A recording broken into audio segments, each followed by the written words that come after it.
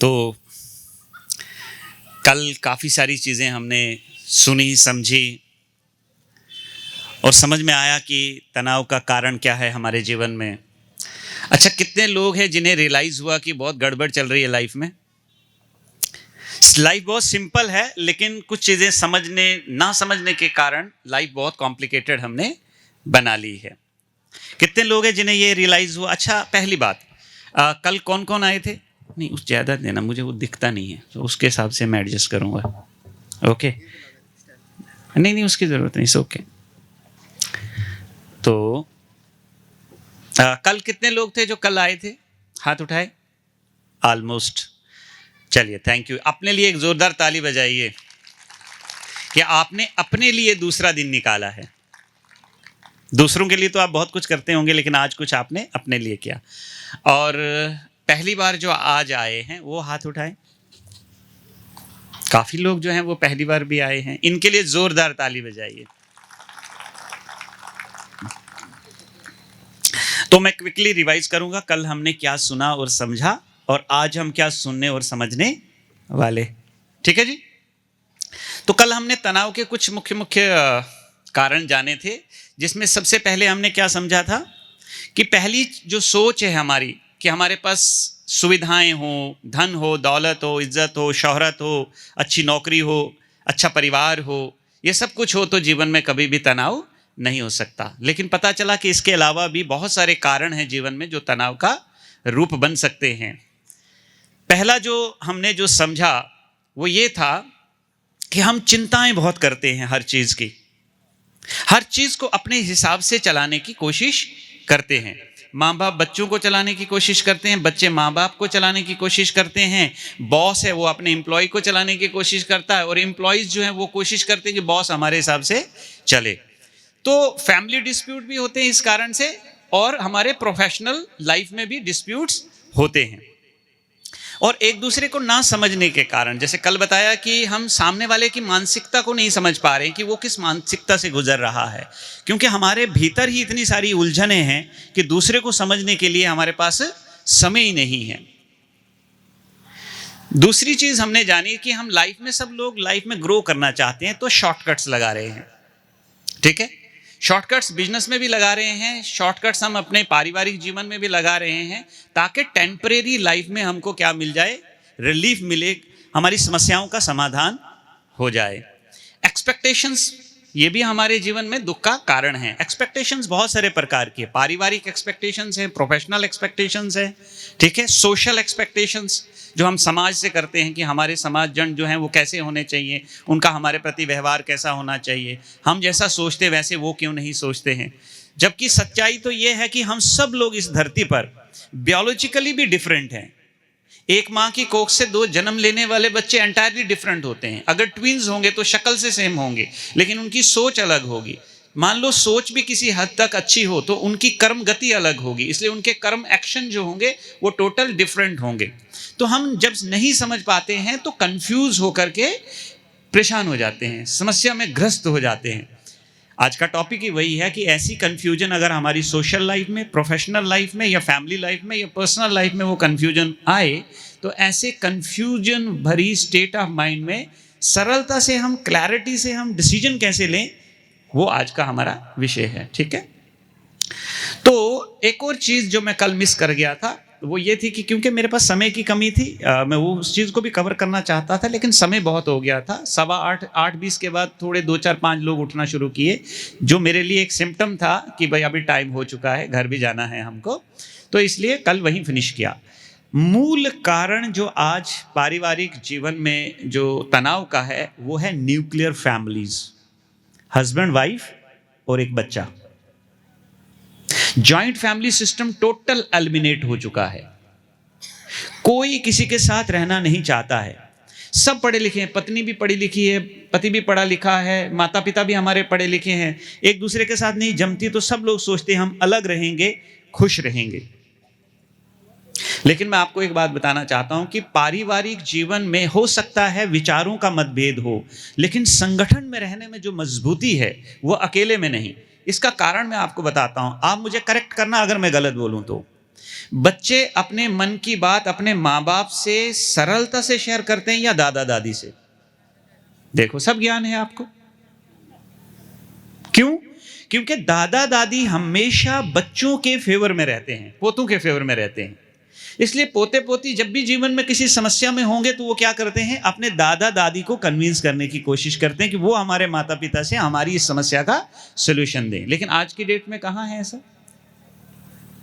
है, nuclear families है ना, हस्बैंड वाइफ एंड एक बच्चा, वो भी शांति से नहीं रह पा रहे हैं। इसलिए पारिवारिक जीवन में जब कोई समस्या आती है तो किसके सामने शेयर करेंगे? अब आप मुझे बताइए, मेरे पिताजी मेरे दादाजी से ज्यादा एक्सपीरियंस्ड है या मेरे दादाजी मेरे पिताजी से ज्यादा एक्सपीरियंस्ड है? कौन है जी? मेरे ग्रैंडफादर जो हैं वो मेरे पिताजी से ज्यादा एक्सपीरियंस्ड होंगे, क्योंकि उन्होंने एक लंबा स्पैन ऑफ लाइफ इस दुनिया में गुजारा है। कई सारे एक्सपीरियंसेस उन्होंने लाइफ में देखे हैं, फील किए हैं, तो वो मुझे मेरे पिताजी से बेटर सजेशन दे सकते हैं। एक चीज आप दिमाग में पक्की कर लेना, अगर जो यंगस्टर्स बैठे हैं उनको हमेशा लगता कि हमारे पेरेंट्स आउटडेटेड हैं।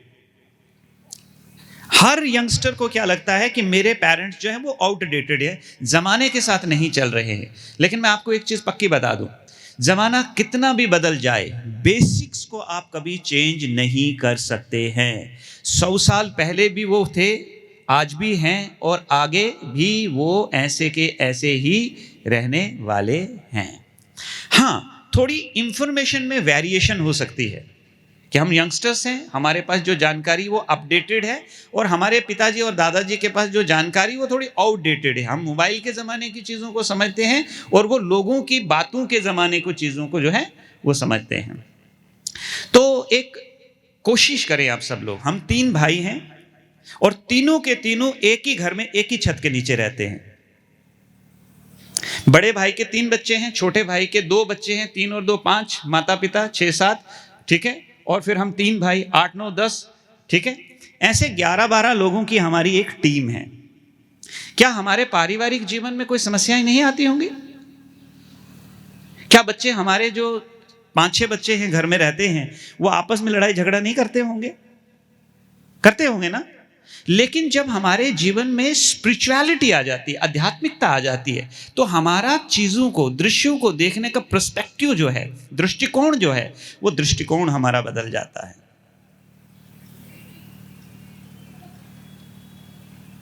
किसी भी रिश्ते को बर्बाद करने का, वो प्रोफेशनल रिश्ता हो या आपका फैमिली रिश्ता हो या आपका सोशल रिश्ता हो, किसी भी रिश्ते को बर्बाद करने का मूल आधार है मिसअंडरस्टैंडिंग्स। क्या? मिसअंडरस्टैंडिंग। अब सवाल है कि मिसअंडरस्टैंडिंग क्रिएट कैसे होती है, क्योंकि कोई भी चीज अगर जन्म लेती है तो उसके कोई माता पिता तो होंगे कि नहीं। तो मिसअंडरस्टैंडिंग अगर जन्म लेती है तो उसके भी माता पिता है। सबसे पहला मूल कारण मिसअंडरस्टैंडिंग का है कि हमने सामने वाले के लिए एक फिक्स्ड मानसिकता बना ली है, जिसको आप एटीट्यूड कहते हैं। जैसे एक बॉस है, उसने अपने एम्प्लॉय के प्रति ये मानसिकता बनाई कि ये लोग काम नहीं करते और जितने पैसे मैं दे रहा हूं उतना ये काम नहीं कर रहे हैं, और एम्प्लॉय ने एक मानसिकता बनाई कि जितना हम काम करने उतनी हमको सैलरी नहीं मिलती। इसलिए दोनों अपनी मानसिकता एक दूसरे के प्रति फिक्स, वाइफ ने हस्बैंड के प्रति एक मानसिकता बनाई है और वाइफ ने हस्बैंड, हस्बैंड ने वाइफ, बच्चों ने माँ बाप और माँ बाप ने बच्चों के प्रति एक फिक्स्ड मानसिकता बनाई है। हम इसको बिहेवियरल फिक्सनेस बोलते हैं, एटीट्यूडनल फिक्सनेस बोलते हैं। अच्छा, इससे होगा क्या? मैं एक एग्जांपल बताता हूँ। जैसे ये बच्चा है सामने बैठा मेरी इस बच्चे के प्रति एक मानसिकता, ये बहुत शरारती है, दिन भर मोबाइल में रहता है, मेरी एक भी बात नहीं सुनता है और हर बात में मुझे इरिटेट करता है, और कुछ भी सजेशन दो तो आर्ग्यूमेंट्स करता है। और ये आज से नहीं कर रहा, कई दिनों से कर रहा है। अब आप सोचिए कि अगर इस मानसिकता के साथ अगर मैं इस बच्चे के साथ कॉन्वर्सेशन करूंगा तो उस कॉन्वर्सेशन में मेरा जो बिहेवियर है उसके प्रति वो अच्छा होगा या बुरा होगा? बताइए बताइए, मेरा जो बिहेवियर है वो कैसा होगा? मानसिकता ये है कि ये बच्चा, ये तो बहुत अच्छा बच्चा है, ठीक है, लेकिन मैं एक एग्जाम्पल दे रहा हूं कि मेरी मानसिकता इस बच्चे के प्रति बड़ा शरारती है, बहुत मतलब तंग करता है, परेशान करता है, या आपने अपनी पत्नी के प्रति एक मानसिकता बना ली है, या मान लो आपने बॉस के प्रति एक मानसिकता बना ली है, या आपने अपने कलीग के प्रति एक मानसिकता बना ली है, किसी के भी प्रति अगर आप मानसिकता बनाएंगे, we call it attitudinal fixness, तो आपके बिहेवियर को वो हिट करेगा। जैसे एक छोटी सी एग्जांपल देता हूं, आप पारिवारिक जीवन, माताएं बहुत सारी हैं, हस्बैंड भी बैठे हैं, वाइफ भी बैठे हैं। मान लो अगर हस्बैंड ने वाइफ के प्रति एक एटीट्यूड बना लिया है कि ये बहुत परेशान करती है, कोई भी बात समझती नहीं है, इतने सालों से हम साथ में रहे, अभी तक मुझे नहीं समझ पाई ये। अब आप सोचो, अगर जैसे आपकी ये मानसिकता आपके मन में पक्की हो गई, तो आपका उसके प्रति व्यवहार कैसा होगा? चलो आप इस बात को नहीं समझे, मैं आपको दूसरी एग्जांपल देता हूं। सास और बहू के बहुत डिस्प्यूट्स होते हैं, हाँ या ना? सब जगह जो है सास और बहू के बहुत सारे झगड़े, ऐतिहासिक समस्या है ये। अब आप देखो, जो सास अपनी बहू को कह रही है, सेम शब्द अगर वो अपनी बेटी को कहे, दिल पे लगता है क्या? नहीं लगता ना? Where is the difference? अंतर कहां है? क्योंकि बहू की मानसिकता सास के प्रति और बेटी की मानसिकता मां के प्रति डिफरेंट है। अब जैसे अगर आपने कोई शब्द अपनी बहू को बोला, किसी काम के लिए बोला, पर उसकी मानसिकता आपके प्रति ठीक नहीं है, भले आप कितना भी अच्छा करने की कोशिश कर रहे हैं, लेकिन उसने सामने में एक फ्रेम बना लिया आपके प्रति, उसी फ्रेम में आपको फिट कर लिया है, तो अब उसका व्यवहार आपके प्रति क्या होगा? व्यवहार खराब हो जाएगा कि नहीं हो जाएगा? प्रोफेशनल डिस्प्यूट्स कैसे होते हैं? प्रोफेशनल स्ट्रेस कैसे आता है? मैंने मेरे बॉस के प्रति एक इमेज बनाई है, अब मैं जब भी बॉस के पास जाता हूं, वो कुछ भी बात मुझे कहेगा, तो मुझे अंदर क्या होगा कि ये मुझे परेशान करने के लिए ही ये शब्दों का उपयोग कर रहे हैं, जबकि उनकी दूर दूर तक कोई मानसिकता नहीं है। तो मेरे एटीट्यूड से मेरा जो बिहेवियर है वो इन्फ्लुएंस होता है, इसलिए हम मिसबिहेव करते हैं, बदतमीजी कर लेते हैं व्यवहार में, कुछ भी ऐसा बोल देते हैं अनाप शनाप जो हम बोलना नहीं चाहते हैं, क्योंकि हमने एक मानसिकता बना ली। अब देखो, अब मैंने अगर इस बच्चे के प्रति अगर मानसिकता बनाई और मिसबिहेव किया, अब इस मिसबिहेव से क्या होगा? इसकी मानसिकता डिस्टर्ब होगी कि नहीं मेरे प्रति? ये भी मेरे प्रति अब एक मानसिकता बनाएगा कि नहीं बनाएगा? अच्छा, इसकी मानसिकता अगर मेरे प्रति बनी, तो इसका बिहेवियर भी इफेक्ट होगा कि नहीं होगा? इसका व्यवहार अब मेरे प्रति खराब होगा कि नहीं होगा? होगा। अब वापिस जब इसने मेरे साथ मिसबिहेव किया, तो मेरी मानसिकता इसके प्रति वैसी ही खराब रहेगी या और अधिक खराब हो जाएगी? जवाब दीजिए ना प्लीज। अब मेरी जो मानसिकता इसके प्रति और खराब होगी या सेम ही रहेगी मानसिकता? और खराब होगी। अगर मानसिकता वापस खराब हुई, तो मेरा जो व्यवहार है अब वो भी खराब और बढ़ेगा या वैसा ही रहेगा? और खराब होगा। फिर मैं इसके साथ और अगर खराब व्यवहार करता हूं, तो इसकी मानसिकता पहले से और ज्यादा खराब होगी। फिर मानसिकता खराब हो गई तो उसका व्यवहार मेरे प्रति, और एक वक्त ऐसा आता है कि हम सालों भर एक दूसरे के साथ इसी विशियस साइकिल में फंस जाते हैं। ट्रैप है ये, मानसिकता और व्यवहार का ट्रैप। और एक बार आप उस ट्रैप में आ गए, फिर उस स्ट्रेस से आपको कोई बचा सकता नहीं है। तो पहली चीज एक दिमाग में ये याद रखनी है कि मेरे मन में मेरे आसपास के लोगों के प्रति किस तरह के विचार चलते हैं, क्वालिटी क्या है उन विचारों की। उससे क्या फर्क पड़ेगा, मैं आपको एक एग्जाम्पल के माध्यम से देता हूं। पढ़े लिखे लोग हैं आप सब लोग। लाइट जो है सूर्य से निकलती है और धरती पर पहुंचती है 2 × 10⁻⁻25 सेकंड। मैथमेटिक्स में नहीं जाना, वो पहुंचती है। मैं बोल रहा हूं तो मेरी आवाज भी, ध्वनि जो है वो भी ट्रेवल कर रही है। जैसे लाइट वेव ट्रेवल करती है, ऐसे साउंड वेव ट्रेवल करती है। इसी तरह हम जो सोचते हैं ना, वो एक थॉट वेव है, वो वेव भी ट्रेवल करती है। अब जब मैंने एक मानसिकता उस बच्चे के प्रति फिक्स बना ली, तो मेरे मन के विचार भी तो ट्रेवल कर रहे हैं ना, तो उस बच्चे के मानसिकता को वो भी टच कर रहे हैं। अब उसके मन में मेरे प्रति क्या होगा, क्या होगा, असर पड़ेगा कि नहीं पड़ेगा? तो मैं आपको एक कहानी सुनाता हूं, सुबह भी सुनाई थी, वो डिफरेंट लोग थे उस टाइम। छोटी सी सिंपल सी कहानी मैं आपको सुनाऊंगा कि मानसिकता बदलेंगे तो आपका जीवन बदल जाएगा। कोशिश करके देखना। हमने तो एक्सपेरिमेंट किए हैं। एक्सपेरिमेंट करने के बाद ऐसे कई सारे पब्लिक, मतलब जो इंटरनेशनल जर्नल में हमने जो है रिसर्च पेपर पब्लिश किए, एक्सपीरियंस करने के बाद, लोगों के ऊपर ट्रायल्स करने के बाद, कि देखो कैसे मानसिकता बदलने से लोगों का व्यवहार हमारे प्रति बदलता है। और व्यवहार बदलने से क्या होता है, हमारा पारिवारिक जीवन, हमारा व्यावसायिक जीवन जो है और शांतमय और ब्यूटीफुल हो जाता है। एक राजा थे पैलेस्टीन। पैलेस्टीन का नाम सुना, जहां जीसस क्राइस्ट का जन्म हुआ था। तो उस राजा की क्या समस्या थी कि जब भी वो अपने राज्य में जाता था तो एक लकड़हारा था जो चंदन की लकड़ी बेचता था। जब भी उस लकड़हारे की उस दुकान के सामने से राजा जब निकलते थे तो राजा को मन में ऐसा लगता था, इस आदमी को मार डालूं, ये आदमी मेरे राज्य में नहीं होना चाहिए। लेकिन राजा इस सोच से बहुत परेशान था कि इसका मेरे से कोई लेना देना ही नहीं है, फिर मेरे मन में इसके प्रति ऐसे विचार क्यों आ रहे हैं, ऐसी संवेदनाएं क्यों आ रही हैं। और कई महीनों से वो उसके मन में वो संवेदनाएं आ रही थी। एक दिन बहुत दुखी हुआ और उसने अपने वजीर से पूछा कि मैं ना वो जो लकड़हारा है जो, उससे मैं बहुत परेशान हूँ। जब भी मैं वहाँ से गुजरता हूँ, जब भी मैं उसके बारे में सोचता हूँ तो बहुत खराब खराब विचार मेरे मन में आते हैं और मैं बड़ा विचलित हो जाता हूँ। मेरे जीवन में सब कुछ अच्छा, मेरी प्रजा बहुत अच्छी है, सब कुछ ठीक ठाक है, लेकिन वो एक आदमी जो है ना वो मुझे विचलित कर देता है, इसका कुछ उपाय ढूंढो। उसने कहा राजन ठीक है। तो वो उस लकड़हारे के पास गया। उसने पूछा कि आप क्या करते हैं? तो उसने कहा मैं चंदन की लकड़ियां बेचता हूं और कभी कभी चंदन की लकड़ी कोई नहीं खरीदता तो उसको जला करके उसके कोयले भी बेचता हूं।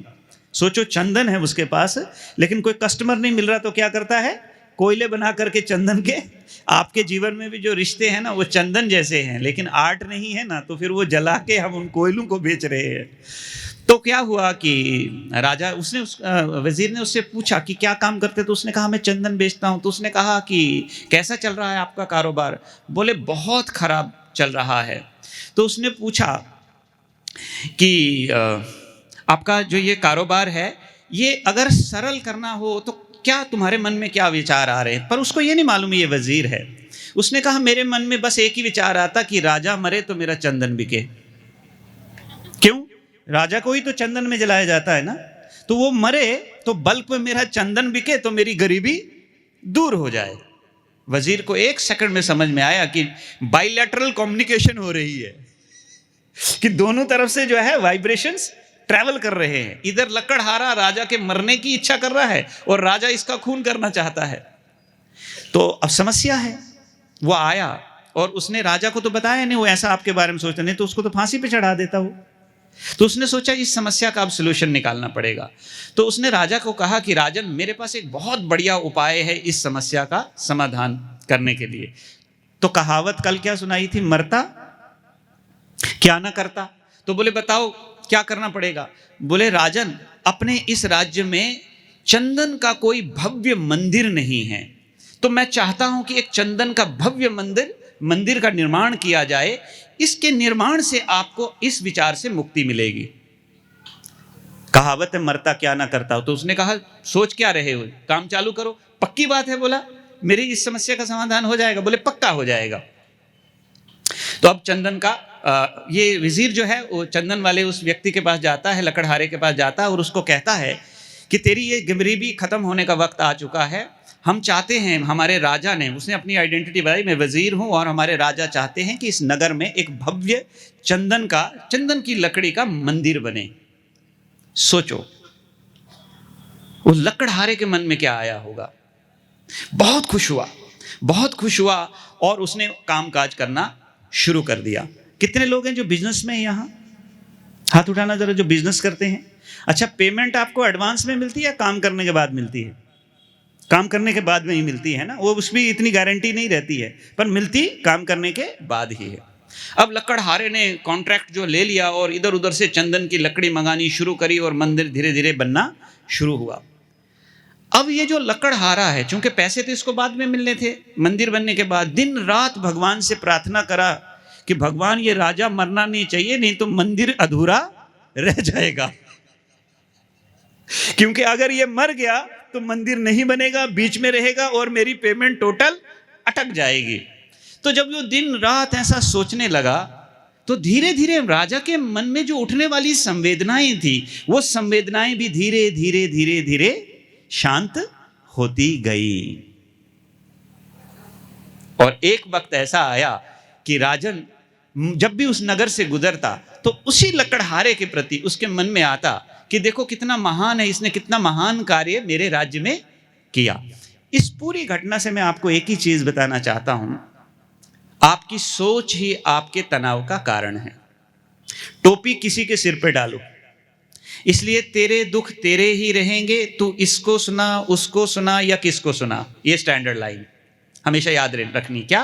तेरे दुख तेरे ही रहेंगे, तू इसको सुना, उसको सुना या किसको सुना। बेटर है खुद को ठीक कर, अपनी मानसिकता अपने हालातों के प्रति, समस्याओं के प्रति चेंज करने की आवश्यकता है, तभी हमारा व्यवहार जो है वो बदलेगा।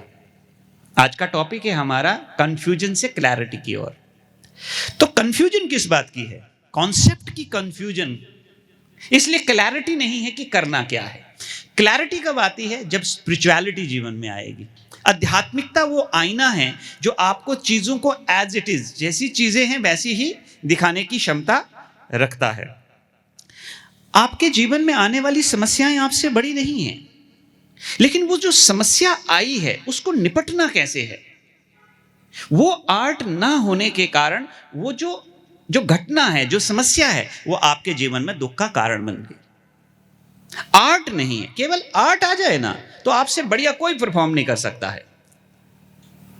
घटनाएं सच में बड़ी नहीं है। मैं एक छोटी सी घटना बताता हूं। टीचिंग प्रोफेशन में कौन कौन जुड़े हैं यहां? ठीक है, मैं एक नाम लेता हूं, मदन मोहन मालवीय। कितने लोग हैं जो इस नाम को जानते हैं? बहुत सारे लोग जानते हैं। बनारस हिंदू यूनिवर्सिटी के डीन रह चुके हैं, फाउंडर रह चुके हैं, नेशनल कांग्रेस के जो है फाउंडर थे, प्रेसिडेंट रह चुके हैं। एक बहुत बड़ी छवि थी उनकी दुनिया में। बनारस हिंदू यूनिवर्सिटी का नाम सुना आपने? बहुत प्रसिद्ध है अपने आप में वो यूनिवर्सिटी। पूरे विश्व से लोग वहां पढ़ने के लिए आते हैं। इसका एक इतिहास है। देखो, समस्याओं को कैसे हैंडल करना। वो समस्याएं जो है वो तनाव का कारण नहीं है, आपको हैंडल करना नहीं आ रहा, वो आपके तनाव का कारण है। तो मदन मोहन मालवीय जो है हैदराबाद के निज़ाम के पास गए और उनको कहा कि बनारस हिंदू यूनिवर्सिटी का एक्सटेंशन करना चाहते हैं, लेकिन फाइनेंस का प्रॉब्लम है हमारे यहाँ। तो निज़ाम से रिक्वेस्ट करी कि आप हमको कुछ अगर फाइनेंस जो है सपोर्ट करें, फाइनेंशियल सपोर्ट करें, तो हम अपनी यूनिवर्सिटी को थोड़ा और एक्सपांड करें। निज़ाम ने कहा, बनारस हिंदू यूनिवर्सिटी से हिंदू शब्द निकाल दो तो सब पैसे, पूरे पैसे दूंगा जितने आपको चाहिए, लेकिन शब्द कौन सा निकालना है? हिंदू शब्द भी इससे निकालना है। बनारस यूनिवर्सिटी नाम उसका रखो, बनारस हिंदू यूनिवर्सिटी नहीं चलेगा। तो मदन मोहन मालवीय ने कहा कि ये मेरे वश में नहीं और ये हम कभी करेंगे भी नहीं, ये हो भी नहीं सकता। निज़ाम को आया गुस्सा। प्रैक्टिकल बात बता रहा हूं आपको।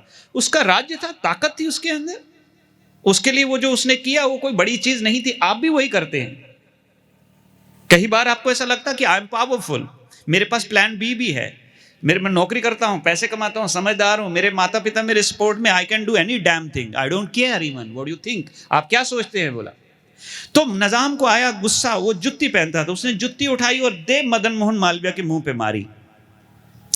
अगर हमारे मुंह पे कोई मारता तो हम क्या करते? या तो उसका मुंह नहीं रहता या फिर हमारा मुंह ना रहता। यही करते ना हम लोग। इमोशनल इंटेलिजेंस हमारी नहीं है।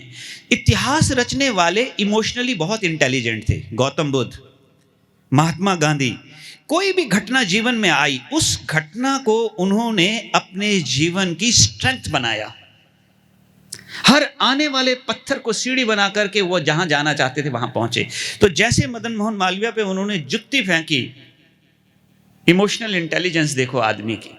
इतिहास ऐसे नहीं रचे जाते हैं। ऑर्डिनरी और एक्स्ट्रा ऑर्डिनरी में बस एक ही एक्स्ट्रा का अंतर है। ये जो उन्होंने किया ना, वो एक्स्ट्रा। जुत्ती उठाई और वहां से निकल भागे। रियल लाइफ स्टोरी सुना रहा हूं। जुत्ती वहां से उठाई और वहां से निकल भागे। कितना बड़ा तनाव का कारण था ना, इंसल्ट हो गई। फाउंडर बनारस हिंदू यूनिवर्सिटी के कोई चप्पल मारे, जुत्ती मारे मुंह पे। जुत्ती उठाई और भाग गए और 3 दिन के बाद मार्केट में ऑक्शन लगाई कि निज़ाम की जुत्ती। कोई आम एरे गहरे की जुत्ती नहीं। किसकी जुत्ती? निज़ाम की जुत्ती। तो बोली लगी उस जुत्ती की।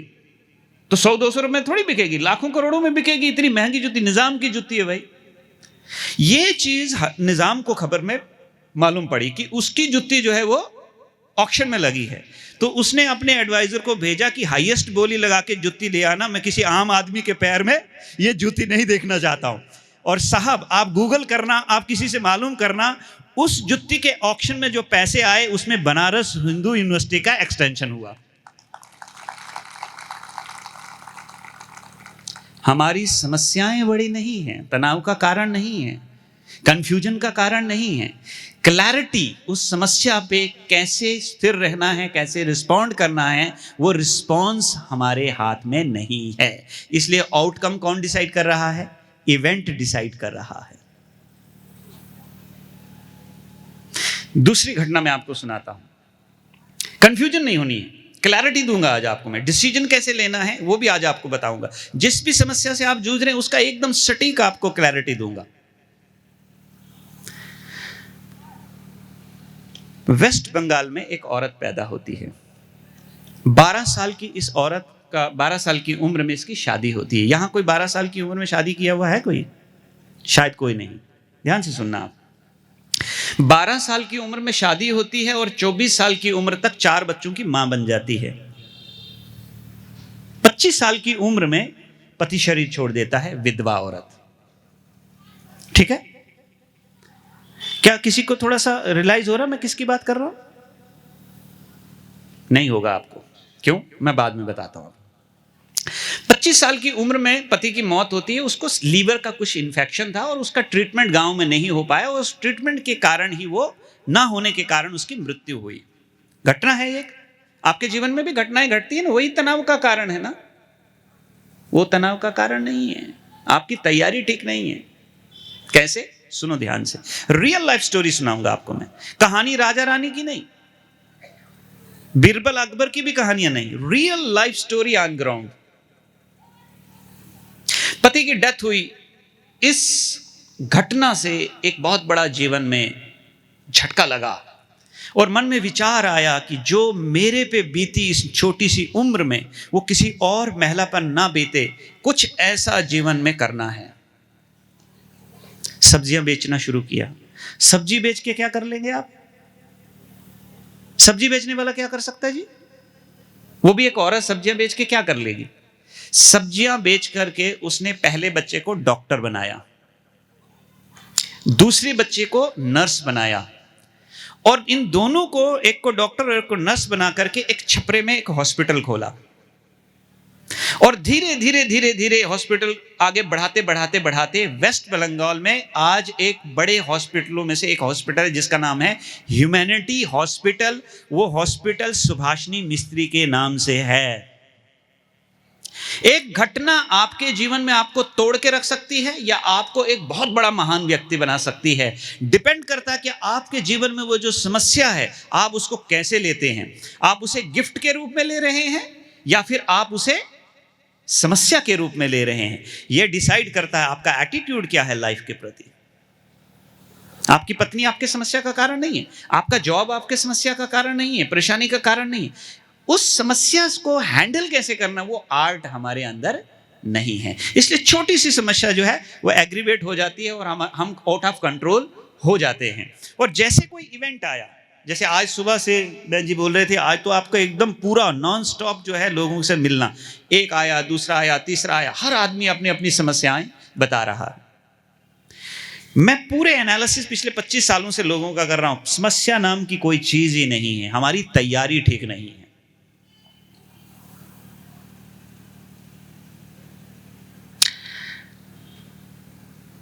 जब भी जीवन में कोई समस्या आती है उसको खत्म करने का जो आप रिस्पॉन्स करने वाले हैं, उस रिस्पॉन्स में 2 चीजें इंटरफेयर करती हैं। हेलो, ध्यान से, मेरी बात समझ में आ रही ना सबको? पीछे तक, पीछे आप मुझे देख पा रहे हैं कि खड़ा हो जाऊं मैं? देख पा रहे हैं ना? ओके, देख पा रहे हैं ना? ओके। एक केस सुनाता हूं आपको मैं। एक व्यक्ति मेरे पास आए, लेडी आई मेरे पास। She is pure African lady. जैसे अफ्रीकन लोग बाई बर्थ होते हैं ना, इंडिया के जाए गए और सेटल हो गए, ऐसे नहीं, अफ्रीकन लेडी थी ये। तो ये एक बार हमारे पास आई। ध्यान से सुनना जरा, समस्या बड़ी नहीं है। And she was very confused, clarity नहीं है, क्या करूं बोले अब मैं, परेशान, एकदम दुखी। समस्या सुन लो जरा। डिसीजन जीवन में अगर आपको लेना है तो 2 चीजें आपको सपोर्ट करेंगी और दोनों चीजें आपको डिफरेंट डिफरेंट रिजल्ट देंगी। ध्यान से सुनना, बड़ी सिंप्लीफाइड करके मैं आपको समझाने की कोशिश करूंगा। वो लड़की जब आई हमारे पास, 2 बच्चों की माँ है वो।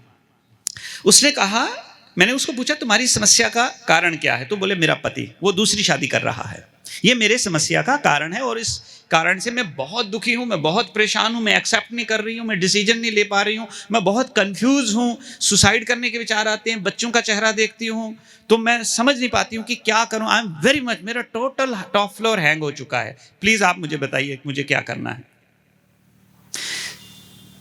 स्टोरी समझने की कोशिश की कि कैसे शुरू हुआ ये खेल। तो उसने कहा कि ये अफ्रीका में इनका बिजनेस था और ये अफ्रीका में रहते थे और हमारे पड़ोस में रहते थे और धीरे धीरे हमारी दोस्ती हुई, दोस्ती प्रेम में बदल गई और प्रेम फिर शादी में बदल गया। लेकिन शादी करने तक हमको बहुत संघर्ष करना पड़ा। क्यों? ना उसके माँ बाप तैयार थे, ना मेरे माँ बाप तैयार थे। तो आउट ऑफ द लाइन को क्रॉस करके हम सबको दुश्मन बना करके हम लोगों ने आउट ऑफ द बॉक्स जा करके हमने ये शादी करी। मेरी माँ ने मुझे समझाया कि देखो बेटा, उनका देश, उनका कल्चर, उनकी भाषा, उनके कस्टम, उनके रिलेशन, सारी चीजें हमारे से कहीं कॉन्साइड नहीं करती, मैच ही नहीं करती। Don't do this. Emotional flow इतना ज्यादा था कि ये सारी बातें कोई अस्तित्व नहीं लग रहा था और सबके अगेंस्ट जाकर के मैंने उस आदमी से शादी करी। 2-3 साल, 4 साल, 5 साल बहुत अच्छा चला, हमारे 2 बच्चे भी हुए। फिर अचानक से बिजनेस में कुछ ऐसा हुआ कि टोटल बैंकरप्ट डिक्लेयर हो गए। अच्छा बिजनेस था इनका बड़ा। तो जब बैंकरप्ट हो गए, बहुत खराब हालात पैदा हुए, तो फाइनली इन लोगों ने डिसाइड करा कि हम इंडिया माइग्रेट करें, क्योंकि इनके पास इंडिया में बहुत सारी लैंड है। तो सोचा यहाँ कोई लैंड का थोड़ा सा टुकड़ा सेल आउट करके एक नया बिजनेस एस्टेब्लिश करेंगे। तो दे केम बैक इंडिया। इंडिया में आए, मैं शहर का नाम नहीं लूंगा क्योंकि रिकॉर्डिंग चल रही है। तो जब आए तो यहाँ इन्होंने लैंड सेल कर ली और फिर से इन्होंने रीस्टार्ट किया। धीरे धीरे बिजनेस ग्रो होने लगा। ग्रो होते होते इसने ऑफिस खोला। ऑफिस खोलने के बाद फिर स्टाफ रिक्रूट किया। रिक्रूट करते करते एक रिसेप्शनिस्ट जो है वो भी रिक्रूट करी, जो पूरे रिसेप्शन में बैठती है, वो सारे ऑफिस के जो है इश्यूज को देखती। आना जाना, बातचीत, उठना बैठना इसके साथ हो गया। तो धीरे धीरे इसके प्रेम में पड़ गया ये व्यक्ति। अब प्रेम इतना गहरा हो गया कि 2 बच्चों का पिता है और ये दुनिया में आजकल सबसे ज्यादा बड़ा तनाव का कारण है। और जब से ये भाई साहब आए हैं, इसने किसी को नहीं छोड़ा है। 70 साल के बूढ़े को जवान कर दिया, 5 साल के बच्चे को जो है 25 साल की इंफॉर्मेशन दे दी, और हमारे पास कोई रोड मैप ही नहीं है हाउ टू हैंडल इट। इन समझ, क्योंकि पहले अगर कोई एक्सपीरियंस हो इस चीज का तभी तो हम कोई स्टैंडर्ड को रेफरेंस करेंगे ना। हमारे पास कोई स्टैंडर्ड ही नहीं है, ऑल ऑफ द सडन ही हमारे जीवन में प्रकट हो चुका है, इसलिए हमको समझ ही नहीं आ रहा। तो अब वो इसको बोलता है कि ये तेरी समस्या भाई, हम तो शादी करेंगे, ईदर यू एक्सेप्ट इट और you go back south Africa. या तो आप इसको एक्सेप्ट कर लो या फिर तुम साउथ अफ्रीका जाओ। कहां जाएगी? फूक के आई, सब कुछ आग लगा दी थी सब जगह। अब पीछे जाने का तो कोई, यू टर्न का तो कोई सवाल ही नहीं है। अब आप मुझे ये बताइए कि उसने जो निर्णय लिया था वो सही था या गलत था? बताइए। नहीं आप बोल पाएंगे। मैं इस निर्णय को सही और गलत नहीं मानता, ये मैं लास्ट में आपको प्रूव करूंगा। लेकिन एक चीज मानता हूं कि जब जब आप जीवन में अपनी प्रोफेशनल लाइफ में, कल एक भाई साहब थे वो बिजनेस करते हैं, उनके साथ में ट्रैवल कर रहा था, मैंने उनको कहा जब जब आप अपनी प्रोफेशनल लाइफ में, फैमिली लाइफ में और सोशल लाइफ में इमोशंस के इन्फ्लुएंस में डिसीजन लेंगे, जिंदगी भर पश्चाताप करना पड़ेगा। ये एक तरीका है कि आप अपने इमोशंस को खुद पे हावी होने दें और डिसीजन लें, फिर जिंदगी में तैयार रहना उसका कड़वा फल खाने के लिए। जो इसने इमोशन, क्योंकि प्रेम एक इमोशन है, नहीं रह सकते हम इसके बिना, मर जाएंगे। और आज जो आपको कह रहा कि तेरे बिना मैं रह नहीं सकता, 2-3 साल शादी के बाद बोलेगा तेरे साथ नहीं रह सकता, तेरे ही खाली साथ नहीं रह सकता। तो क्या क्या चेंज हो गया? इमोशन चेंज हो गया। अब पहले लव के इमोशन थे, अब हेट्रेड इमोशन आ गए। तो कोई भी इमोशन परमानेंट किसी रिलेशनशिप में नहीं रहता। अब उसने वो जो डिसीजन लिया था, इमोशंस का ओवरफ्लो, इतना फ्लो बढ़ चुका था कि उसको लगा कि जीवन में कभी ये वाली समस्याएं तो आएंगी नहीं, और फुट फुट के रोने लगे। यह है इमोशनल फ्लो में रहकर डिसीजन लेना। दूसरी घटना बताता हूं, यह एक इवेंट हुआ, अब दूसरा बताता हूं, एक और इवेंट बताता हूं। वहां पर मैं बताता हूं कि आप अपनी इमोशनल इंटेलिजेंस प्लस आपका वैल्यू सिस्टम वो कितना स्ट्रांग है। फिर इसको मैं कंक्लूड करूंगा जो आप गलतियां करते हैं। एक जादूगर थे के लाल, नाम सुना आपने कभी उनका? बहुत फेमस, के लाल नाम उनका था, बहुत प्रसिद्ध जादूगर थे वो। राज कपूर जी के खास मित्र, बॉलीवुड, पॉलिटिक्स, सारी जगह पर केलाल बहुत छाए हुए थे। अच्छा उनका वर्चस्व था, अच्छा उनका फ्रेंड सर्कल था। तो आरके के यहाँ, राज कपूर जी के यहाँ एक पार्टी चल रही थी, हाई आल्टीट्यूड पार्टी, एकदम बड़ी पार्टी, ग्रैंड पार्टी, जिसमें बॉलीवुड के स्टार, पॉलिटिशियंस, ऐसे कई प्रकार के लोग आए हुए थे। और राज कपूर जी का ये बहुत गहरा मित्र कौन, केलाल। पार्टी मुंबई में चल रही है। मैं वैल्यू सिस्टम क्या है वो मैं आपको बताना चाहता हूं। ये आपकी गलतियां जिसका आप फल खा रहे हैं आज की डेट में। वैल्यू सिस्टम नहीं है, ऑर्गेनाइजेशन में भी नहीं है। हर आदमी आ रहा पंच इन पंच आउट, 2 पंच 1 लंच, उसमें टंच, काम नहीं करना कुछ, ठीक है। क्यों? वैल्यू सिस्टम नाम की कोई चीज ही नहीं है। दिहाड़ी लगा रहे हैं हम सब लोग, मजदूर हैं, इसलिए लोग परेशान हैं। ऑर्गेनाइजेशन, जिन बड़े बड़े ऑर्गेनाइजेशंस में हम जाते हैं, एक ही प्रॉब्लम है, वो कहते हैं टेक्नोलॉजी की प्रॉब्लम नहीं है, लोगों की प्रॉब्लम है। लोग खाली दिहाड़ी लगाने आते हैं साहब, दिल से कोई नहीं आता, हाथ और दिमाग लेके आते हैं। दिल घर पे छोड़ा या कहीं और लगा रखे, और इसने तो और काम में लगा लिया बोले। तो राज कपूर ने, पार्टी चल रही थी, एकदम हाईटेक पार्टी। तो राज कपूर जो है एक पैग बनाते हैं केलाल साहब के लिए। कहा, केलाल लाओ तुम भी पैग लगाओ, देखो आज पार्टी में देखो कौन कौन लोग आए हैं। केलाल ने कहा, आरके तुम जानते हो कि मैं शराब नहीं पीता। बोला, मैं जानता हूं, लेकिन रोज थोड़ी पीना है। आज देखो तुम्हारे दोस्त आरके की कितनी बड़ी पार्टी चल रही है, तो आज तो बनता है, पी लो। उन्होंने कहा, नहीं नहीं, तुम मुझे जानते हो कि मैं शराब नहीं पीता। इमोशन और value system, these are two different things. How you operate will decide your outcome. आप कैसे ऑपरेट करते हैं? इमोशनल हो जाते हैं। मित्र कह रहा है, बच्चा कह रहा मोबाइल दे दो मम्मा, नहीं तो स्कूल नहीं जाऊंगी, तो मम्मा सोचती है मोबाइल तो देना पड़ेगा, सही है। तो ये जो इमोशनल फ्लो में हम जब चले जाते हैं, अभी हैंडल कैसे करना, कल एक लेडी ने मुझे पूछा था, उसका तो अभी जब सवाल पूछे मैं आपके इस सवाल का जवाब दूंगा। तो उन्होंने क्या किया, आरके ने क्या किया, एक चम्मच जो है वो ग्लास में ऐसे डिप किया, तो बोले ये तो मुंह में डालो, मेरा मन रखने के लिए कि मित्र तुम्हारा कह रहा है, तो एक चम्मच टेस्ट तो कर लो। उन्होंने फिर कहा कि आरके तुम जानते हो कि मैं शराब नहीं पीता। तो एक आध पैग ऑलरेडी जो है आरके ने लगा रखा था, तो थोड़े और जो वो भी थोड़ा मूड में थे। तो कहते हैं, तुम्हें मेरे पिता पृथ्वीराज कपूर की सौगंध, एक घूंट तो पीना पड़ेगा आज। क्या किया, इमोशनल उसको पूरा ट्रैप कर लिया केलाल को। तुम्हें मेरे पिता पृथ्वीराज कपूर की सौगंध, आज के दिन आखिरी बार जिंदगी में कह रहा हूं। तब केलाल साहब ने कहा कि आरके तूने आज मुझे ऐसी दुविधा में फंसा लिया कि मैं निर्णय नहीं ले पा रहा हूं। बोले क्यों? बोले मैंने अपने पिताजी से कमिटमेंट की थी कि पिताजी मैं जिंदगी में कभी शराब को हाथ नहीं लगाऊंगा, ये मेरे पिता से वादा किया था, और आज तुमने मुझे अपने पिता की सौगंध दी। मैं 2 पिता में डिफरेंस नहीं फील कर पा रहा हूं। आरके ने अपना ग्लास साइड पर रखा, कस के उसको गले लगाया केलाल को। गर्व है मुझे कि तुम जैसा मेरा दोस्त है।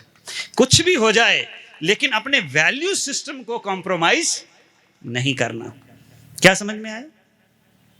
बच्चा नटोरियस नहीं है, वाइफ हमारी एग्रेसिव नहीं है, हस्बैंड समझता नहीं है, वैल्यूज का कल्चर घर में नहीं है। आप तो वेट कर रहे हैं कि घर में कोई सीन बने तो फिर हम जाकर के कुछ सीखें।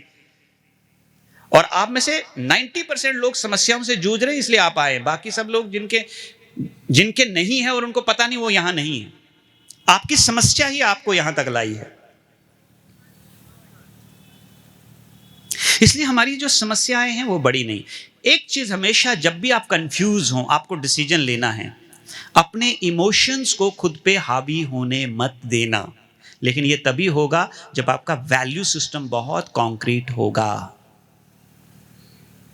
मेरे पिताजी जब दुबई में मेरे पास आए थे रहने के लिए, तो वहाँ का कल्चर बहुत बहुत बेकार कल्चर है उस स्थान का। बेकार मतलब इन टर्म्स ऑफ कैरेक्टर। तो मेरे पिताजी की आयु 70 थी, 74 थी, तो कभी गार्डन में बैठते, कभी घूमते। मुझे कहते, बेटा कितना खराब शहर है यहाँ, तुम यहाँ ब्रह्मा कुमार बन के कैसे रह लेते हो? मुझे कहते, तुम यहाँ ब्रह्मा कुमार बन करके कैसे रह लेते हो? तो मैंने कहा पिताजी ये तो चलती फिरती लाशें हैं, शरीर है, आत्मा मर चुकी है। This is the difference, how you see them and how I see them. बात समझ में आई कि आप उनको किस दृष्टि से देख रहे हैं और मैं उनको कैसे दृष्टि से देखता हूं। मेरे घर का जो सिक्योरिटी बॉय था, बड़ी बिल्डिंग थी, 200 फैमिलीज एक अपार्टमेंट में हम रहते थे, तो वो सिक्योरिटी गार्ड जो था वो इंडियन था। ध्यान से सुनना। तो मैं रोज सुबह 4 बजे उठ करके सेंटर जाया करता था, सुबह 4 बजे, वो भी वाइट कपड़ों में, वो भी दुबई जैसे शहर में। तो रोज मुझे ऑब्जर्व करता था, सुबह जाते हैं फिर आते हैं, फिर ऑफिस जाते हैं, साहब आते हैं जाते हैं। एक दिन उसने कहा साहब मुझे 2 मिनट चाहिए आपके, 2 मिनट मुझे आपसे बात करनी है। उसने कहा मैं फलानी संस्था में जाता हूं लेकिन सर आंखें कंट्रोल में नहीं है। मुझे क्या कहता है, आंखें, मैं सत्संग में जाता हूं फलानी जगह, किसी कोई जगह बताई, रिकॉर्डिंग चल रही है इसलिए मैं नहीं कहूंगा, लेकिन साहब मेरी आंखें कंट्रोल में नहीं है। आप कैसे कंट्रोल कर लेते हो खुद को? वैल्यू सिस्टम अगर स्ट्रांग हो ना तो दुनिया की ताकत नहीं है जो आपको हिला सके। वैल्यू सिस्टम आपका ठीक नहीं है, इसलिए समस्याएं आपके जीवन में हैं। अब सवाल है कि निर्णय कैसे लेना है, तो उसके लिए मैं आपको एक टिप बताता हूं, क्योंकि जब भी आप कंफ्यूज होंगे तो आपने क्या करना है, एक टिप दूंगा मैं आपको डिसीजन लेने के लिए। सबसे पहले आपने क्या करना है, अपनी बाउंड्री डिसाइड करनी है। क्या करना जी, जोर से बताया। आप, मुझे मालूम है आप भूल जाने वाले हैं, आपको लगेगा बहुत अच्छा बताया, मेरे मन की बात चल रही है। खब बता रहे थे आज जितने भी आए थे आज सुबह मिलने में कि मेरे जैसा, मुझे लगा कि आप, एक साहब यहाँ बाजू में घर में सुन रहे थे, वो भी आए, बोले मेरे को तो लगा मेरी कहानी चल रही है। घर पे बैठे सुन रहे थे, वो लास्ट में जैसे सेशन खत्म हो तो दौड़ के आए मिलने के लिए। फिर आज वो आए, सेंटर पर भी आए मिलने के लिए कि साहब मुझे तो ऐसा लगा कि मेरे ही मन की बात चल रही है। तो मैं आप ही के मन की बात करूंगा, किसी और की समस्याओं के मन की बात ही नहीं है। हम सब इन्हीं समस्याओं से जूझ रहे हैं।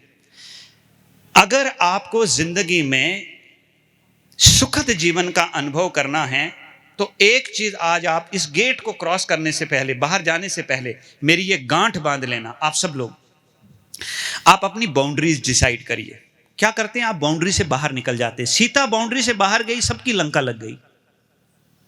आप भी अपनी क्षमता अनुसार जितना जितना बाउंड्री से बाहर जाते हैं ना, तो आपकी भी लंका लग जाती है। फिर मां के रूप में, बेटी के रूप में, बहू के रूप में, पति के रूप में, बॉस के रूप में, पड़ोसी के रूप में, मित्र के रूप में हमारी एक बाउंड्री है। जब जब आप उस बाउंड्री का उल्लंघन करोगे उसका फल बहुत कड़वा है, वो आपको खाना ही पड़ेगा। Now how to stay within the boundary, वो भी बताऊंगा आपको मैं। बाउंड्री क्रॉस नहीं करनी।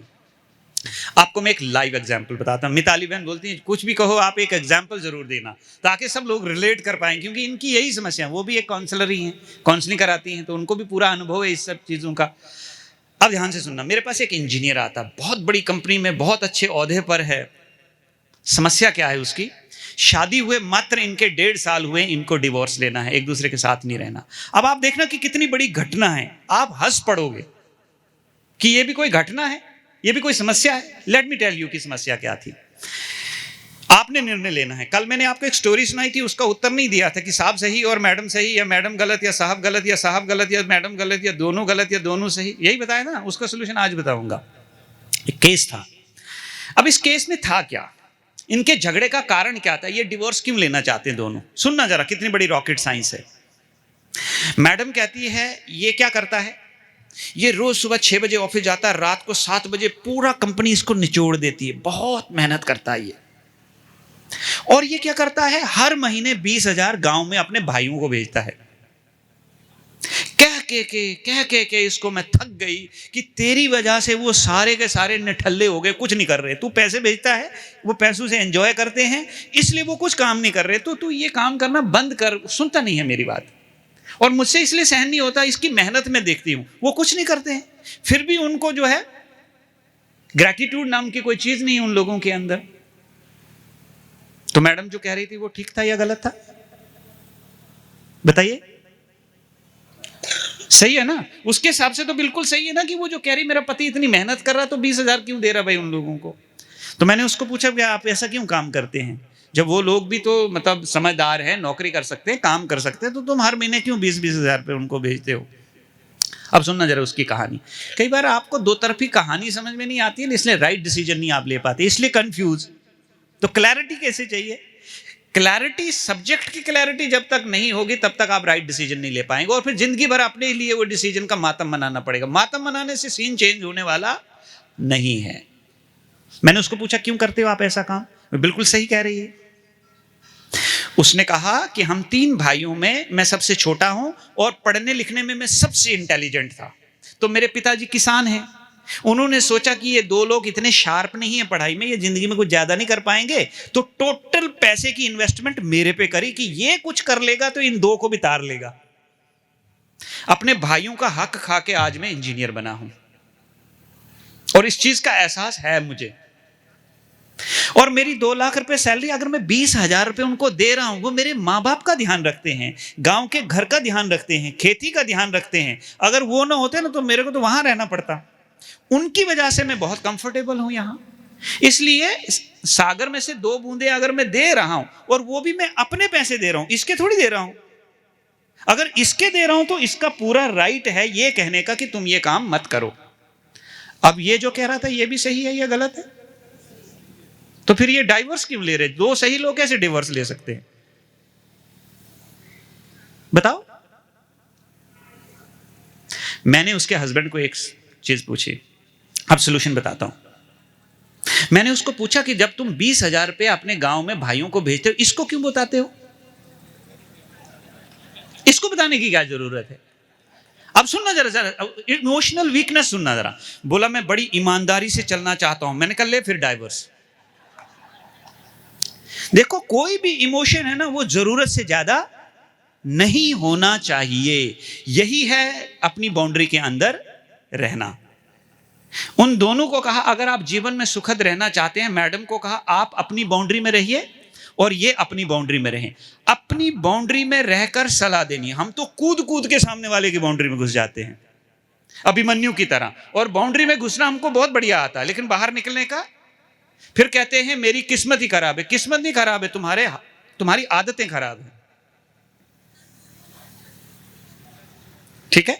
हमारे परिवार में कोई भी समस्या हो, कोई भी मुझे कहानी सुना ले, मैं कभी कूदता नहीं कूदना, इसलिए तीनों भाई एक साथ रहते हैं। क्यों? अगर कूदोगे आप तो सीन बनने ही वाला है। अब वैल्यू सिस्टम होगा तो कैसे होगा? आप चीजों को बड़े अच्छे से समझ पाएंगे। आपको यह समझ में आएगा कि सामने वाले के मन में क्या चल रहा है, वो क्या सोच रहा है, उस हिसाब से आप क्या करोगे, सीन को हैंडल करने की कोशिश करोगे। तो एक चीज पक्की, नहीं कोतवाल साहब, अगर मैं अपने ही सर्कल में रहा तो बच्चा तो तब तक खराब हो जाएगा, बोले, क्योंकि वो तो सर्कल से टोटली आउट हो चुका है, तो मेरे को भी सर्कल से बाहर निकलना पड़ेगा उसको बचाने के लिए। नहीं, विद इन द बाउंड्रीज रहकर। क्यों? देखो, एक कॉन्सेप्ट मैं आपको समझाना चाहता हूं। मुझे नहीं मालूम आप मुझे समझ पाएंगे कि नहीं, मैं गारंटी भी नहीं देता हूं कि आप मुझे समझेंगे। कोशिश करना, पूरे दिल से सुनना, आपको जरूर समझ में आएगा। इस दुनिया में आपके साथ जितने भी लोग आए हैं ना, वो अपनी किस्मत को लेके आए हैं। आप कुछ नहीं कर सकते। मत कूदिए, आप मत घुसिए दूसरों के सर्कल में। क्यों? तहस नहस हो जाएगा सब कुछ। वो अपने भाग्य को लेके आए हैं। आप जस्ट अपना एक्सपीरियंस शेयर कीजिए। क्या करिए? एक्सपीरियंस शेयर करिए कि बेटा जब मैं इस हालत में थी या था तो मैंने क्या किया था। हम क्या करते हैं वहां पर? मुरारी बापू बन जाते हैं, ज्ञान बांटने लग जाते हैं। क्या बनते हैं? बापू बन जाते हैं, ज्ञान बांटने लग जाते हैं। उसको ज्ञान की जरूरत नहीं है, उसको एक्सपीरियंस की जरूरत है कि जब आपके जीवन में इस समस्या आई तो आपने क्या किया। तो अपनी जो बाउंड्री है, एक पत्नी के रूप में, एक पति के रूप में, एक बेटे के रूप में, एक पिता के रूप में, उस बाउंड्री को क्रॉस नहीं करना। उस बाउंड्री में क्या चीजें इंक्लूड हो रही हैं, वो चीजों का आपने ध्यान रखना है। जैसे मेरा बच्चा है, वो 12th स्टैंडर्ड में पढ़ता है, रात रात भर वो मोबाइल देखता है, उसका पढ़ाई में ध्यान नहीं, पढ़ने में इंटेलिजेंट है लेकिन ध्यान नहीं है। मैं बहुत कोशिश करता हूं, उसको समझाता हूं, नुस्खे लगाता हूं, तरीके बताता हूं, लेकिन वो फिर भी मेरी बात को नहीं मानता। तो इससे तय है कि वो अपने कर्म का कुछ ऐसा फल जीवन में लेके आया है कि वो उस फल को एक्सपीरियंस करने के बिना रह नहीं सकता। ये मैं ऐसे नहीं कह रहा हूं, मैंने कई सारे लोगों की जीवन कहानियां पढ़ी हैं। गौतम बुद्ध साधु बन के ही धरती पर पैदा हुआ था, तो उनके पिताजी ने 20 5 10 और 10 पैर 20 नाखून का जोर लगाया कि वो कभी भी साधु बना कि नहीं बना। इसलिए रिक्शा वाले के यहां कलेक्टर पैदा हो जाता है और कलेक्टर के यहां ड्रगिस्ट। आपके कंट्रोल में कुछ नहीं है, तो फिर काय को इतना दिमाग खराब करना है। तो किसी ने कहा बाबूजी रोते क्यों हो? बोले अपनी तो शक्ल ही ऐसी है। कैसे हो गई? बस रोते रोते, रोने की आदत डाल दी ना, तो रोते रोते क्या हो गया, शक्ल ही हमारी वैसी बन गई। तो विदिन द बाउंड्री रह करके आपने क्या करना है, निर्णय लेने हैं। इमोशन आपको ट्रिगर करेंगे, प्रोवोकेट करेंगे, उकसाएंगे कि मेरे बच्चे के साथ जुल्म हो रहा है, मैं ये कर दूंगा, वो कर दूंगा, ऐसा कर दूंगा, मैं ये नहीं होने दूंगा। ये जो ओवर प्रोटेक्शन है ना आपकी, वो उनको फ्रेजाइल बना रही है। मैं पर्सनली कहता हूं give tough time to your kids to make them strong. लेकिन हम क्या कहते हैं, मैंने बड़े दुख झेले, मैं नहीं चाहता हूं इनके जीवन में कोई समस्या आए। तो फिर वो हर बार शोल्डर ढूंढेगा आपका रोने के लिए। और जिस बच्चे ने 10 बार बचपन से सुना हो मेरा राजा बेटा राजा बेटा, बॉस बोलेगा 1 नंबर का गधा है। अब उसने जिंदगी में गधा शब्द कभी सुना ही नहीं, तो क्या करेगा? मैं ऐसा नहीं बोल रहा हूं, मेरे पास एक आया था इंजीनियर, उसको बॉस ने बोला तू गधा, वो नौकरी नहीं जाता है। मैंने पूछा क्यों नहीं जाता है? बोले मेरी मां मुझे इतना प्यार करती थी, मेरे पापा बहुत प्यार करते थे। बॉस पापा थोड़ी है, वो तो वैसे ही रिएक्ट करेगा क्योंकि वो खुद टेंशन में है। उसको ऊपर एक और पापा है वहां बैठा हुआ कारपोरेट ऑफिस में, वो वहां से पंप करता है और वो आपको डिस्ट्रीब्यूट करता है। जैसे मेरे एक बॉस थे, सुबह सुबह बहुत मतलब टेंशन में, मराठी थे, अब दिल पे मत लेना, तो मुझे कैबिन में बुलाया, लेफ्ट राइट टोटल किया, जो उनके अंदर था सारा का सारा वोमिट कर लिया। मैं चुपचाप सुना और बाहर आ गया। उनको लगा कुछ ज्यादा हो गया आज तो फिर मेरे को फोन किया, आओ कैबिन में आ जाओ। मुझे लगा कितनी दुखद आत्मा, अभी भी तृप्ति नहीं हुई क्या? तो मैं फिर गया कैबिन में, तो मुझे कहते कोतवाल साहब सॉरी, मैं भी आप ही की तरह एक अच्छे खानदान से हूं, लेकिन क्या करूं, वो जो ऊपर बैठता है ना, हमारे जो यूनिट हेड थे वो ऊपर बैठते थे फर्स्ट फ्लोर में, हम लोग ग्राउंड फ्लोर में बैठते थे। वो जो ऊपर बैठता है ना, वो रोज सुबह सुबह प्रसाद बांटता है मुझे, और प्रसाद के लिए कहावत है कि मिल बांट के ही क्या है, मिल बांट के ही। मेरा ऐसा मानना, एक दुखी आदमी ही किसी को दुख दे सकता है, हाँ या ना? आप देखो जिस दिन आप बहुत दुखी हैं, छोटी सी बात पे भी आप भड़क जाते हैं, और जिस दिन मूड बहुत बढ़िया लल्लन टॉप जैसा है, तो कोई बड़ी बात भी आपको बहुत छोटी ही दिखाई देती है, हाँ या ना? इसलिए एक लाइन बोलता हूं, कैरी करना, दुख और सुख ये मन के 2 विकल्प हैं। दुख और सुख ये मन के 2 विकल्प हैं। जिस दिन मन वश में है उस दिन आप सुखी हैं, और जिस दिन आप मन के वश हैं उस दिन आप दुखी हैं। 2 ही विकल्प हैं आपके मन के पास, चॉइस है आपके पास, आप क्या करना चाहते हैं। समस्याएं ओवरटेक कर लेती हैं, कैसे कर लेती हैं? दूसरा, जो आजकल जैसे हमारी बहनें हैं, इनके कंफ्यूजन का डिसीजन नहीं ले पाते हैं, पेरेंटिंग डिफरेंट है। हस्बैंड वो जो होता है वो बड़ा लिबरल रहता है, फादर बहुत लिबरल रहता है, और मदर कैसी होती है, बड़ी अथॉरिटेटिव, ठीक है, ऐसा नहीं करना, वैसे नहीं करना, ये चीज वो चीज। तो बच्चा जो है ना वो कंफ्यूज हो जाता है कि पिताजी का जो वे ऑफ जो ट्रीटमेंट है वो सही है या मम्मी का जो वे ऑफ ट्रीटमेंट वो सही है। इस हालात में एक लेडी 3 दिन यहां आने से पहले वो आई, मुझे कहती मुझे घर छोड़ करके भाग जाना है। मैंने कहा क्यों? ये कुछ नहीं कहते इसको, मैं बहुत कुछ कहती हूं तो ये मुझे कहता है कि तू मेरी दुश्मन है। पापा मुझे कभी कुछ नहीं कहते हैं। तो ये जो डिफरेंट स्टाइल है ना हमारा जो ऑपरेटिंग, वो भी कभी कभी क्या करता है, कंफ्यूज कर लेता है बच्चों को। तो करना क्या है, एक स्टैंडर्ड ऑपरेटिंग सिस्टम होना चाहिए जो ऑर्गेनाइजेशन में होते हैं। कौन कौन लोग हैं जो इंडस्ट्रीज में काम करते हैं यहाँ, तो एक स्टैंडर्ड ऑपरेटिंग सिस्टम होता है ना, वरना 100 एम्प्लॉय तो 100 तरीके से काम करेंगे। तो हमारी फैमिली में कोई एसओपी है, स्टैंडर्ड ऑपरेटिंग प्रोसीजर, कोई सिस्टम है काम करने का? नहीं। जब तक आप वैल्यूज को लाइफ में इनकॉर्पोरेट नहीं करोगे तब तक आप लाइफ में कभी भी कोई स्टैंडर्ड आपके जीवन में आने वाला नहीं है। अब लास्ट लाइन 5 मिनट में मैं कंक्लूड करूंगा and then we will start taking their questions. अब निर्णय कैसे लेना है, आखिरी सोल्यूशन देता हूं आपको मैं, एकदम रामबाण, आपको लगेगा वाह आज मुझे मेरी समस्या का सही सलूशन मिला। मैं अब आपकी 100% अटेंशन चाहता हूं। मैं सिर्फ 5 से 7 मिनट लूंगा इस टॉपिक पे। इसको लास्ट में इसलिए रखा मैंने, I want you all to remember this before you leave this place. इस जगह से बाहर जाएं, आप इसको याद रख पाए। डिसीजन कब और कैसे लेना है, ये एक आर्ट है।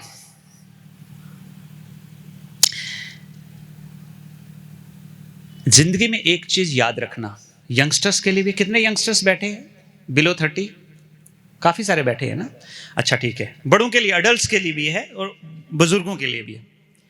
जीवन में निर्णय कभी मत लेना जब आप इमोशनली बहुत चार्ज हैं, फुल इमोशन से घिरे हुए हैं।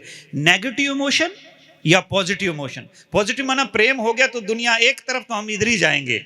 और जब डिवोर्स की सिचुएशन आई तो इतने नेगेटिव इमोशन कि अब इसके साथ बिल्कुल नहीं रहे। जब भी आप जीवन में फुली लोड हो इमोशन से, कोई निर्णय नहीं लेना है। क्यों? जंक माइंड सही निर्णय लेता है या एक क्लियर माइंड सही निर्णय लेता है, बताइए। तो आप निर्णय पता कब लेते हैं? जब आप एक्स्ट्रा ऑर्डिनरी इमोशन से ट्रिगर हो जाते हैं, क्योंकि वो इमोशन आपको कोई ना कोई निर्णय लेने के लिए प्रोवोकेट करते हैं। कुछ नहीं करना है। कल क्या बताया था? ये वक्त भी गुजर जाएगा, ये दिमाग में रखना, और थोड़ा शांत हो जाना है। जैसे हालात शांत हुए उसके बाद आपने निर्णय लेना है। तो पहला नियम क्या है? जब भी आप इमोशन से बहुत भारी हो, कोई निर्णय नहीं लेना। दूसरा, प्रेम और नफरत, इन दोनों इमोशंस में आके कोई निर्णय नहीं लेना है। नफरत हो गए तो तेरी शक्ल ही नहीं देखूंगा, और प्रेम हो गया तो तेरे लिए सबको मैं छोड़ दूंगा। ये एक्सट्रीम इमोशन है। और आप सब लोग हिट कब होते हो? जब आप एक्सट्रीम इमोशनल हो जाते हो। फिर कभी हाथ चल जाते हैं, मुंह चल जाता है, या कुछ कुछ चल जाता है, फिर जिंदगी भर हम परेशान हो जाते हैं। डिसीजन लेने के लिए 2 चीजें आपको काम में आएगी। करेंगे तो बोलो, पहले वादा करो कि करेंगे। पक्का? कितने लोग हैं?